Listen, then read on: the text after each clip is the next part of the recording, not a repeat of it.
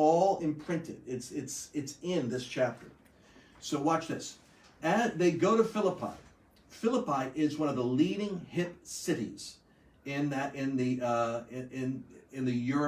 area of Rome's authority within Europe. You see, Philippi was a marketplace city. It was a governing city. It was a city established by the Roman conquerors, and it was the jewel city. So that tells you that the apostolic anointing goes to key marketplace and political regions of influence. It was the chief city, meaning the most important city. And on the Sabbath, we went out of the city by a riverside where prayer was wont to be made. What's cool is Paul is just sniffing around wherever there's any spiritual activity, because he doesn't know where he's going. He's going to have divine appointments. Now watch this. He goes to where there's prayer. He doesn't have to have an invitation to preach because he's pioneering.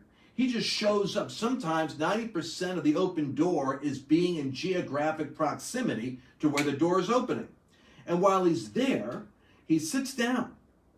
And there's some women that are there. Don't you love this? That the first people that apostolically respond to the gospel are women, and not just any women. Ladies, listen to me. It was marketplace entrepreneurs that identified the apostolic authority of this Jewish apostle. And so while they're there, Lydia, a seller of purple. Purple would be the royal fabric. You know, the commoners wouldn't have colored fabric because it was a very complex process to produce that kind of color. But if you were going to wear a color like I'm wearing here, that was the wealthy had the fabric that was dyed.